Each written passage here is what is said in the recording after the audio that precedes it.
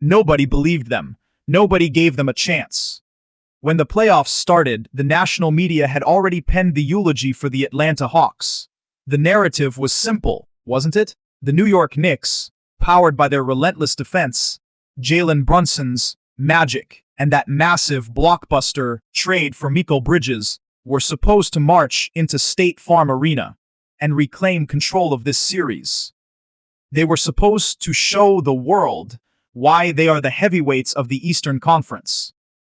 But, ladies and gentlemen, the script has been violently flipped. It has been shredded, burned, and thrown out the window. Because what we just witnessed in Game 3 wasn't just a basketball game. It was a statement. It was a cinematic masterpiece of revenge, redemption, and absolute heartbreak for the city of New York. The Atlanta Hawks just took a 2-1 series lead in one of the most gut-wrenching, heart-stopping, wire-to-wire thrillers of the 2026 NBA playoffs.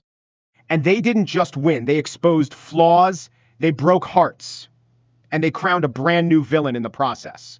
We are talking about a 34-year-old veteran turning back the clock to put up prime Damian Lillard numbers. We are talking about a young star who was kept in the doghouse in Golden State, finally unleashing his full, terrifying potential. We are talking about a 24-year-old forward who is rapidly evolving into one of the most unstoppable forces in the modern NBA, flirting with a triple-double on the biggest stage imaginable. And on the flip side, we have to talk about the disaster, the absolute catastrophe of a performance from a player the Knicks traded five first-round picks to acquire. 0 points. Let me repeat that, because it sounds like a typo. 0 points in a crucial playoff game. If you thought Game 2 was crazy, Game 3 just took the intensity to a level we haven't seen in years. So grab your popcorn, hit that like button, and subscribe to the channel right now, because we are diving deep into the play-by-play, the raw stats, and the psychological warfare of the Hawks' incredible Game 3 victory over the New York Knicks. Let's start exactly where this game exploded, the very first quarter. In playoff basketball, setting the tone is everything. The team that throws the first punch usually dictates the flow of the entire night. But what Jonathan Kuminga did tonight wasn't just throwing a punch. It was dropping a nuclear bomb on the Knicks' defensive game plan. If you look closely at the box score, you might see his final stat line. 21 points, 4 rebounds, on an insanely efficient 9 for 13 shooting from the field. That alone is a fantastic playoff performance. But to truly understand the sheer magnitude of what Kuminga did, we have to isolate the first 4 minutes of this basketball game. Listen to this. In the first 4 minutes of the opening quarter, Jonathan Kuminga went 4 for 4 from the field. He went 2 for 2 from beyond the three-point line. He grabbed 2 rebounds. He scored 10 quick, explosive, devastating points before the crowd even had time to settle into their seats. The Hawks surged to an immediate 11-point lead, completely paralyzing the Knicks. Through the first 12 minutes of action, only 2 Knicks players, Jalen Brunson and OG Anunoby, could even find the bottom of the net. The rest of the New York roster was caught in a tsunami of Atlanta's energy, led entirely by the relentless attack of Jonathan Kuminga. We have to pause and talk about the narrative here, because it is rich with irony and vindication. Just a few months ago, this young man was rotting on the bench for the Golden State Warriors. We all remember the storylines, the cryptic quotes, the visible frustration, the reports that Kuminga felt he couldn't showcase his talent under Steve Kerr's system, playing limited, erratic minutes despite flashing undeniable superstar potential. People called him raw. People said he lacked basketball IQ. Well, look at him now. As the Reddit comment sections brilliantly pointed out tonight, Kuminga is living his best life while Kerr and the Warriors are at home playing with their thumbs up their asses in Cancun. That is the harsh, unforgiving reality of the NBA. When you find a coach who believes in you, a system that empowers your athleticism, and a roster that spaces the floor so you can attack downhill, you blossom. And Kuminga is blossoming at the exact perfect moment. Every time he slashed to the rim tonight, every time he elevated for a contested finish, you could almost feel the collective sigh of regret emanating from the Bay Area. He was aggressive, he was decisive, and most importantly, he was fearless against one of the toughest defensive frontcourts in the league. He didn't just give the Hawks an early lead, he injected them with a swagger that carried them through the rest of the night. But while Kuminga was flying high, we have to flip the coin and look at the dark, ugly reality of the New York Knicks sideline. Because you cannot tell the story of Game 3 without addressing the glaring, painful elephant in the room. Let's rewind to the offseason. The New York Knicks went all in. They mortgaged their entire future, trading a mountain of future first-round draft picks to assemble what was supposed to be the ultimate, versatile, switchable, championship-contending roster. They brought in Mikal Bridges to be the missing piece, the elite two-way wing who could lock down the opposing team's best player while seamlessly dropping 20 points on the other end.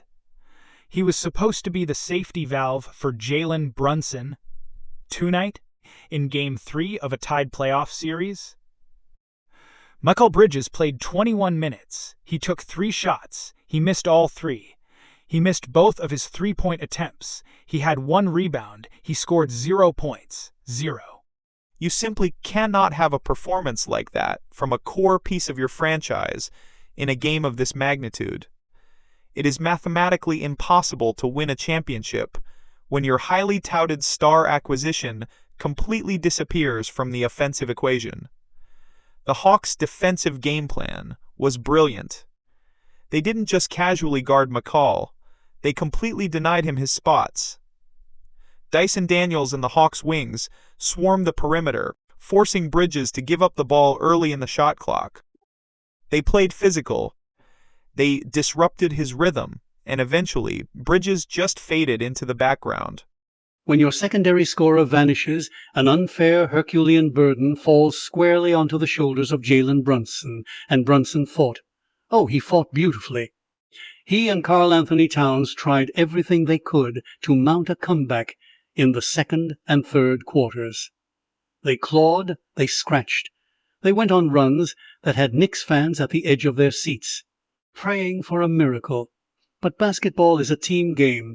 And against a team as young, hungry, and athletic as Atlanta, you need all your weapons firing. The absence of Mikal Bridges' offense was a gaping wound that the Knicks simply could not bandage. Segment 3. The Jalen Johnson superstar LEP. Now, if Kuminga was the spark that ignited the fire, and Bridges was the missing piece for New York, then Jalen Johnson was the absolute engine driving the Atlanta Hawks machine. I need everyone watching this video to understand what is happening right in front of our eyes. We are witnessing the birth of a bona fide superstar. We all saw the insane poster dunk he had over Josh Hart in Game 2. That was the highlight that went viral. But what he did tonight in Game 3 wasn't just a highlight reel. It was a complete 38-minute masterclass in modern basketball geometry. Jalen Johnson finished this game with 24 points, 10 rebounds, 8 assists, 2 steals, and 1 block. He shot 8 for 19 from the field and knocked down 2 crucial three-pointers. He was 2 assists shy of a massive playoff triple-double.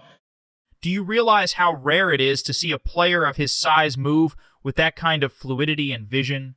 He is a matchup nightmare. When the Knicks put a bigger defender on him, like Mitchell Robinson or Karl-Anthony Towns, Johnson simply put the ball on the floor, used his explosive first step, and blew right past them to collapse the defense. When they tried to put a smaller, quicker wing on him, he bullied his way to the paint and used his elite footwork and size advantage to finish over the top.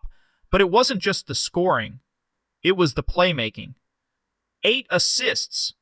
Johnson acted as a secondary point guard, reading the Knicks' defensive rotations with the processing speed of a 10-year veteran. When the Knicks' defense panicked and sent help his way, He calmly found the open shooter. He controlled the tempo of the game. He grabbed defensive rebounds and instantly initiated the fast break, putting immense pressure on a New York defense that prefers to get set in the half court. And defensively, he was a terror. He was switching onto guards, battling bigs in the post, contesting shots, and disrupting passing lanes. The 2 steals and 1 block don't even begin to tell the full story of his defensive impact. Jalen Johnson is no longer just a promising young player or a breakout candidate. After tonight, he has firmly established himself as a cornerstone of this franchise. He proved that he is not afraid of the bright lights of the playoffs. In fact, he thrives in them. But despite Kuminga's explosive start, despite Bridges' disappearing act, and despite Jalen Johnson's masterclass, the New York Knicks are still the New York Knicks. They are gritty. They are resilient. They are exceptionally well coached by Tom Thibodeau. They were never going to roll over and die. As we moved through the second half, the game tightened up. The intensity escalated. Every single possession felt like a heavyweight title fight. Jalen Brunson hit some incredibly tough, contested floaters. The Knicks' defense started to clamp down, forcing turnovers and capitalizing in transition.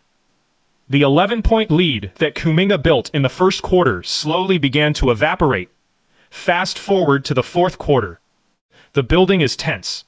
The atmosphere in State Farm Arena is thick enough to cut with a knife.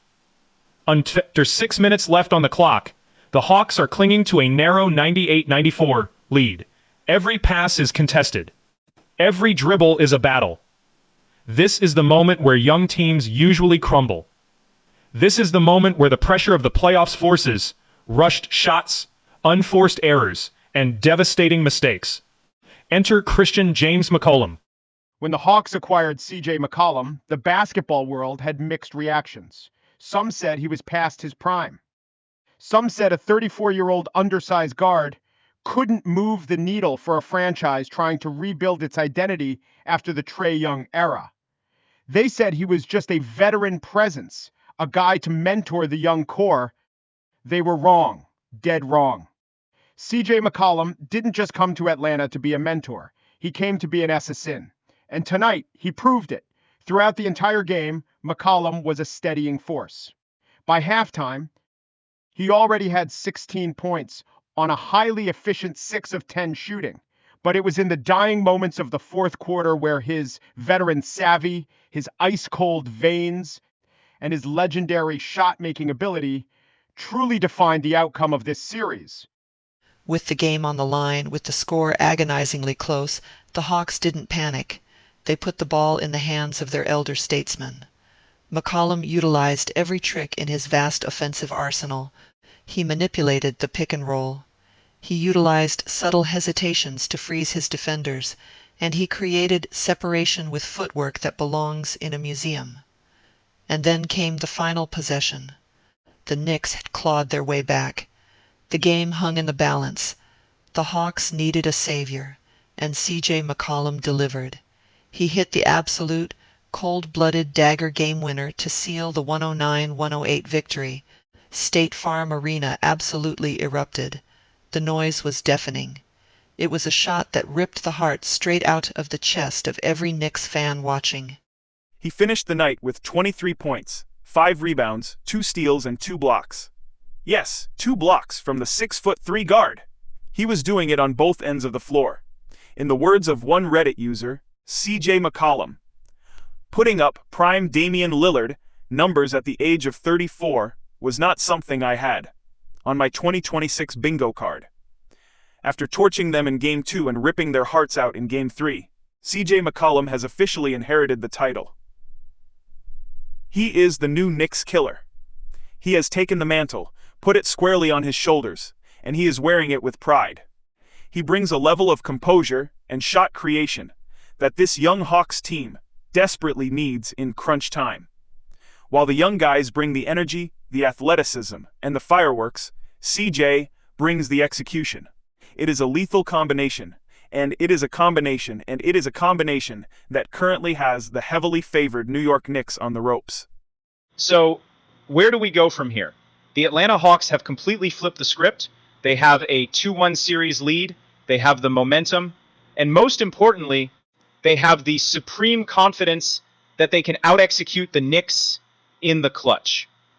Jalen Johnson is playing like a top-tier superstar. Kuminga has found his home and is playing with a terrifying chip on his shoulder.